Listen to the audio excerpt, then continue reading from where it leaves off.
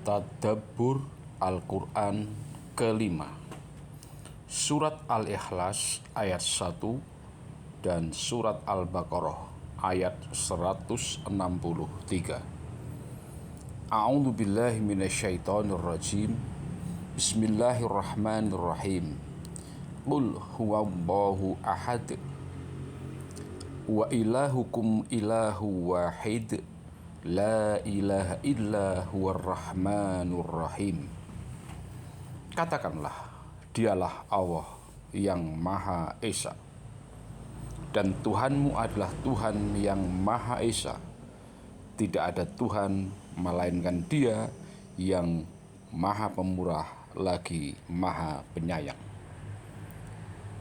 Dua ayat di atas, yakni Al-Ikhlas ayat 1 dan Al-Baqarah ayat 163, secara umum menunjuk ajaran keesaan Allah Subhanahu wa Ta'ala atau tauhid.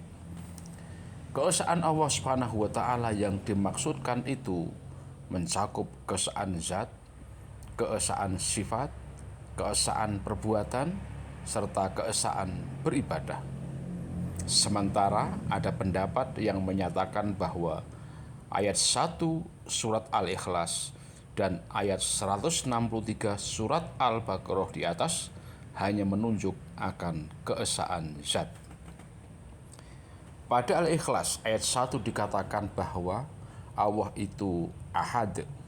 Sementara di Al-Baqarah 163 dikatakan bahwa Allah itu wahid.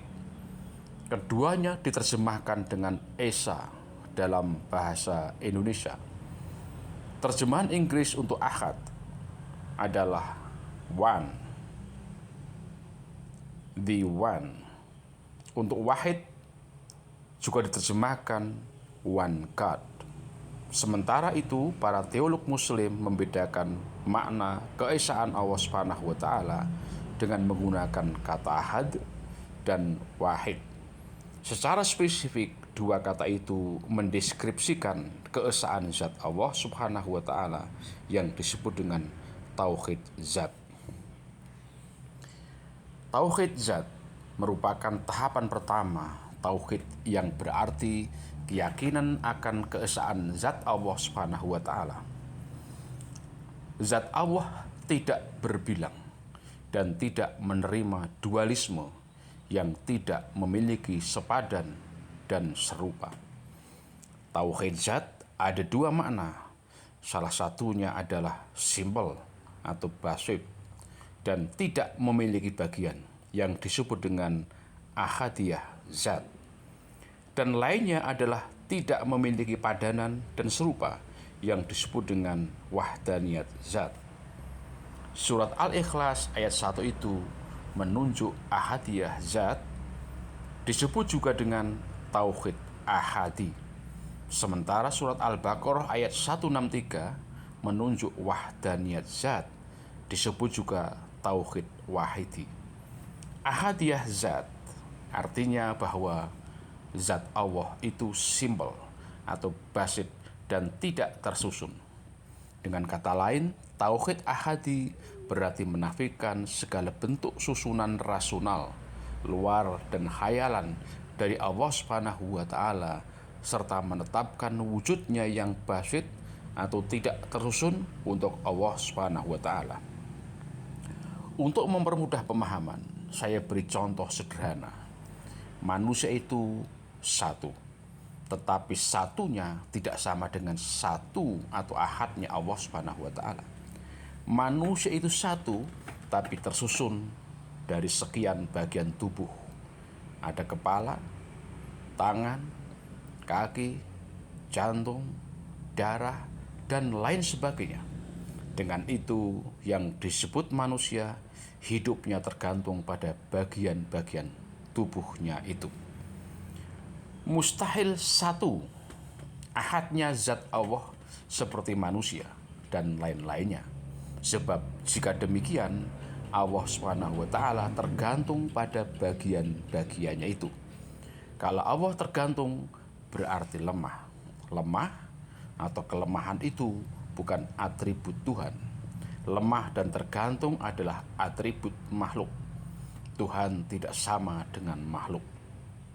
Tuhan sebagai tempat bergantung secara mutlak, dan makhluk itu bergantung secara mutlak pada Tuhan.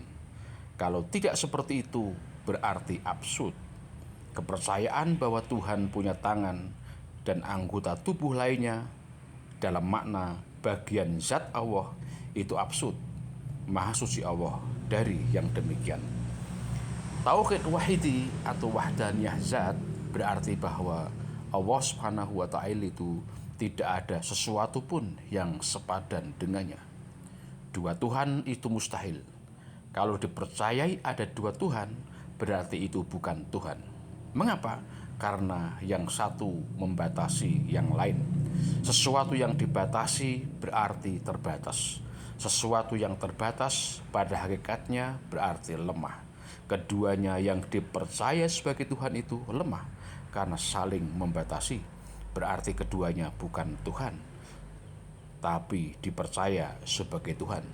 Jadi dalam skala realitas luar ataupun realitas pikiran, mustahil ada dua Tuhan, dan itu absurd. Allah Subhanahu wa Ta'ala adalah ilahun wahidun, satu-satunya zat yang mutlak. Yang lainnya adalah makhluk. Keberadaan makhluk tidak pernah tidak bergantung pada yang mutlak, yakni Allah Subhanahu wa Ta'ala.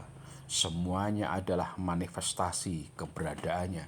Tanpanya semua tidak ada, baik makhluk tertinggi, alam malakut, sampai partikel subatomik, elektron, proton, neutron, dan sebagainya.